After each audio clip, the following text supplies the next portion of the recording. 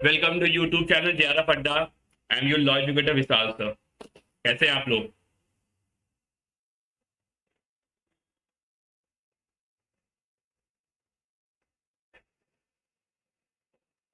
तो आज का क्लास बहुत ही ज़्यादा इम्पोर्टेंट है। जैसा आपको पता था, अभी 1 डेज बिफोर हमारे सीजीआई जी, हमारे नए सीजीआई आ गए। हुई अब आज कौन है 51 चीफ जस्टिस ऑफ इंडिया, कैसे अपॉइंटमेंट होता है, सोचा मैंने इस पे आपको एक लेक्चर दे दूं। एज अ लॉ एजुकेटर ये मेरी रिस्पॉन्सिबिलिटी बनती है, मुझे लगता है मोरल भी, रिस्पॉन्सिबिलिटी भी है। और एक्ट एक्ट देखा जाए तो आपके लॉ के सिलेबस से भी रिलेटेड है। तो इतनी चीज़ें मुझे लगता है कि होनी चाहिए, मुझे बताना चाहिए आपको कि क्या चीज़ें हैं, क्या है कि लीगल चीज़ों को आपको अवेयरनेस होनी चाहिए। तो मैं सोचा से एक छोटा सा वीडियो, बहुत छोटा सा लेक्चर रहेगा, तो थोड़ा जस्टिस खन्ना जी के बारे में, ऑनरेबल जस्टिस खन्ना जी के बारे में बता सकते हैं। तो देखिए, सबसे पहले मेरा introduction, I am Vishal sir, law educator of JRF Adda, then LLB LLM in criminal law, qualified UGC NET in December 2022 in my first attempt. Currently working as an assistant professor in Kanpur. देखिए, JRF अड्डा का premium batch already launch हो चुका है। अब paper में already 550 unit चल रही है और बहुत ही जल्दी हम लोगों का कोर्स खत्म हो जाएगा। अब जो शॉर्ट यूनिट, छोटी सी यूनिट्स है, उनको मुझे कंप्लीट करना है और अब जल्दी जल्दी चीजें हम लोग आराम से कवर करेंगे। क्रैश कोर्स भी लॉन्च होने वाला है बहुत जल्दी ही जेआरएफ अड्डा पे। जेआरएफ अड्डा का टेलीग्राम चैनल है, आप लोग ज्वाइन कर सकते हैं। अगर आप मेरा टेलीग्राम चैनल ज्वाइन करना चाहते हैं, UGC net law by JRF अड्डा, आप लोग ये भी ज्वाइन कर सकते हैं। ठीक, जेआरएफ अड्डा के ये सोशल हैंडल्स हैं। ये फेसबुक हैंडल है, ये ज्वाइन कर सकते हैं जेआरएफ अड्डा का। तो आप यूट्यूब पे ही हैं जेआरएफ अड्डा ऑफिशियल, इंस्टा पे और टेलीग्राम पे जेआरएफ अड्डा ऑफिशियल। ये सब आप फेक आईडी से बचिएगा, ये सब ऑफिशियल चैनल है, प्लीज इन सबको ज्वाइन करिए। देखिए, ये हमारे ऑनरेबल जस्टिस खन्ना जी हैं, जिन्होंने अभी रिसेंटली ओथ ली है न्यू सीजीआई में। इनका टर्म बहुत छोटा होगा एज कंपेयर टू प्रीवियस हमारे सीजीआई, लेकिन जैसा है डील करता हूँ आपके साथ। Justice Sanjiv Khanna ji take over as 51st chief justice of India. ठीक है, तो जो हमारे honourable justice DY Chandrachud ji थे, उन्होंने अभी November 10 को रिटायर हुए हैं और अब ये आ चुके हैं। Justice Sanjiv Khanna succeed Justice D.Y. Chandrachud, who retired on Sunday 10th of November, and his term will last until, तो इनका टर्म, इनका जो लास्ट होगा 13th of May 2025 इनका लास्ट होगा। तो अप्रोक्सीमेटली 6 मंथ इनको मिल रहा है। 6 मंथ के पीरियड बहुत से चैलेंजेस इनके पास होंगे, देखेंगे। जैसे डीवाई चंद्रचूड़ के पीरियड में इन्होंने बहुत ही एग्रेसिवली चीजों को मैनेज किया है, बड़ा ही अच्छा टर्म कहा जा रहा है। उन्होंने जिस तरीके से चीजों को मैनेज किया है, बहुत अच्छे से चीजें भी करी हैं। जैसे हमारे न्याय का मूर्ति का आप लोगों ने देखा था वो, और बहुत सारे और सोशल गैदरिंग्स में भी मिले हम लोगों को। तो इससे लगता है कि इनका अभी रिसेंटली हम लोग कॉलेज से एनएलयू प्रयागराज का इनॉग्रेशन था, तो वहां पे हम लोग सीजीआई गए थे। इतने ही मतलब डिसेंट पर्सन थे, मतलब है सीजीआई हो आप, इतने बड़े पर्सन, लेकिन बहुत ही अच्छे से उन्होंने उस तरीके के चीज डांस पे मैंने पहली बार देखा था उनको सामने लाइव। तो it was a very like good opportunity for me also, for me. मैंने देख के बड़ा अच्छा लगा जिस तरीके की पॉजिटिव वाइब उनसे आ रही थी। तो मतलब लग रहे थे ये से सीजीआई। और इवन अभी भी 65 की एज है, लेकिन लगते नहीं है।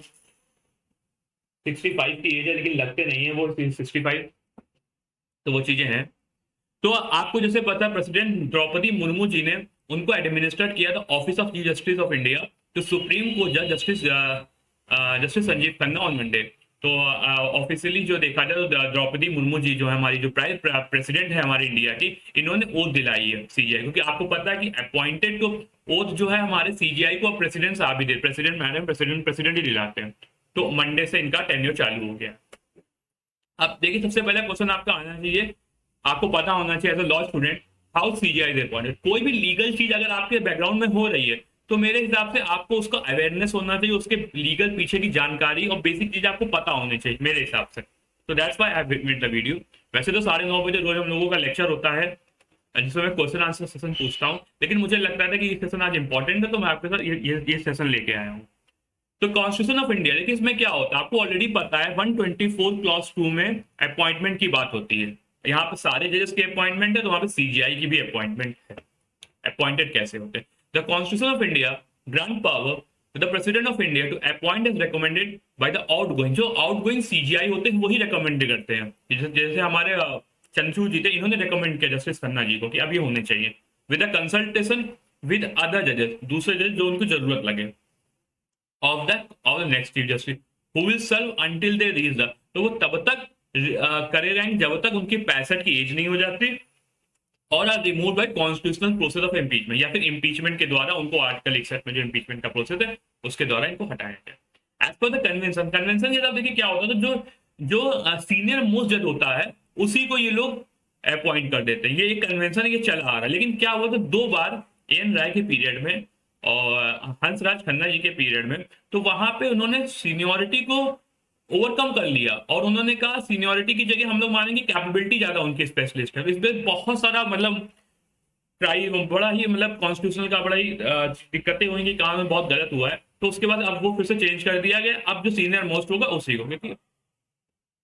बड़ा ही डिस्प्यूट होने लगा था। As per the convention the successor suggested by the incumbent chief justice is most often the next most senior judge of supreme court.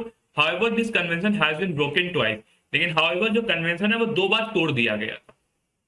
In 1970, the Justice A.N. Rai was appointed, superseding 3 senior judges, and in 1977, when Justice Mirza Hamidullah Beg was appointed Chief Justice. तो यहाँ पर देखिए क्या हुआ था, 2 बार convention break हुआ था। 1973 में Chief Justice A.N. Rai was appointed, सुपरसाइडिंग, उन्होंने 3 सीनियर जजेस को सुपरसाइड करके किया था, तो वो भी बहुत बड़ा ही बवाल मचा था उसमें।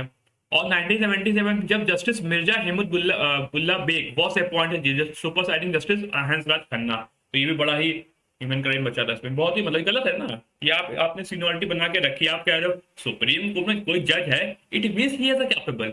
अगर आपको लगता है कैपेबल नहीं तो सुप्रीम कोर्ट जज ही ने उसको बनाई है। अगर आप किसी को सुप्रीम कोर्ट का, इट मींस ही और she is a capable person. So how you can say that it is not capable to become a CGI? इसलिए सब चीजें हो गई। अब वो कन्वेंशन हट गया है, अब वो कन्वेंशन बेसिस चलता है, जो सीनियर पर्सन होता है उसी को रिकमेंड करते हैं। एक बार अगर वो अपॉइंट हो गया इन सभी कंसल्टेशन के बाद, तो न्यू सीजीआई जो होते हैं वो टेक ओथ करते ऑफिस की before the president. What CGI do, अब सीजीआई करता क्या है, आप लोग जैसे पता, जैसे आपको जस्टिस तो सब कुछ पता है, आपको ना अब सीजीआई का काम क्या क्या होता है, मुझे लग रहा है आपको ये बताना चाहिए। As a head of supreme court का हेड होता है, बहुत सी रिस्पॉन्सिबिलिटी होती है। The chief justice is responsible for allocation of cases, जो केसेस हैं किसको, सब सारे रोस्टर वही डिसाइड करता है कि कौन सा केस किसका, सारा वही चीज डिसाइड करते हैं।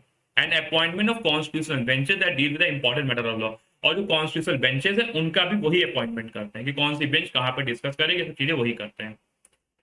In accordance with Article 145 of the Constitution of India and the Supreme Court Rule of Procedure and Instruction, the Chief Justice has to allocate work to the other judges who are bound to refer the matter back to the limb for reallocate. In any case, where they require it to be looked into another group of experienced judges. 142 of Constitution of India के Supreme Court Rule of Procedure and Instruction में the Chief Justice has to allocate the work. Chief Justice है उसको work allot करना पड़ेगा दूसरे जजेस को, who are bound to refer the matter back to them for in any case where they require it to be looked to another experienced judge. तो क्या होता है इसमें, चीफ जस्टिस जो है वो एलोकेट करते हैं वर्क को कि इस जज को ये वर्क करना है, who are bound to refer the matter back to them। अगर फिर से है तो वो फिर से डिस्कशन कर सकते हैं। who are bound to refer to in any case where they require to be looked another group of, उनको लगता है कि एक मामला ऐसा है कि दूसरे जज को सुनना चाहिए, तो वो भी ये भी कर सकते हैं। ठीक। और एडमिनिस्ट्रेटिव चीफ जस्टिस जो होता है carry out function of maintenance of roster, कौन सा केस कैसे है, कब सुना जाएगा, वो सब चीजें, कोर्ट ऑफिसर का appointment, general and miscellaneous matter and supervision and functioning of supreme, सारी चीजें सीजीआई, जैसे कोई भी हेड होता है ना इंस्टीट्यूशन का, एक हेड ही मानिए, सारी चीजें उनके ही लेटर से चलेंगी। अब जर्नी क्या जस्टिस खन्ना जी की, जस्टिस खन्ना जी की जो करियर था वो बिगिन हुआ था 1983 को, when he was joined as an advocate under the Delhi bar council. After graduating and with an LLB from Delhi University in 1983, Justice Khanna practiced the Delhi High Court for almost 23 years before being elevated as an additional judge in 2005. In February 2000, he was made a permanent judge. On 18 जनवरी 2019 को क्या हुआ, justice Khanna को was appointed as judge of Supreme Court without having previous service Chief Justice of High Court. Generally ऐसा कब होता है कि जब जो chief justice of high court है उसी को किसी को बना देते हैं जज सुप्रीम कोर्ट का, लेकिन इनको without chief justice of high court बना के उनको डायरेक्ट अपॉइंटमेंट किया गया था, तो उनकी कैपेबिलिटी की वजह से किया गया, इसी वजह से सीनियर हो गए। Which major decision justice Khanna was a जज, कौन से ऐसे जजमेंट है जिसमें जस्टिस खन्ना ने जजमेंट दिया, बहुत इंपॉर्टेंट केसेस कौन कौन से हो, जो आपको जैसे पता होगा। सबसे पहले उनका केस है the right to information RTI was applicable to office of CJI. क्या आरटीआई जो है वो एप्लीकेबल है सीजीआई पर? सीजीआई का ऑफिस जस्टिस खन्ना ने कहा and got mind majority judgment holding the judicial independence does not necessary oppose the right. तो जुडिशियल इंडिपेंडेंस को ज्यादा महत्व दिया, उन्होंने कहा अपोज नहीं करता right to information. Even if जो हमारे जो एक जजेस पे था जहाँ पे एक सेक्सुअल केस करा गया था वहां के स्टाफ के केसेस में, जस्टिस गोगोई आई थिंक थे, तो उनपे भी जस्टिस खन्ना ही हमारे जज थे। तो बहुत सी मतलब बहुत ही क्रूशियल जजमेंट उन्होंने दिए हैं। ही नो उनको प्रेशर कैसे हैंडल करना, प्रेशर में किस तरीके से प्रॉपर जजमेंट देना, he have a capability, he is a very efficient जज।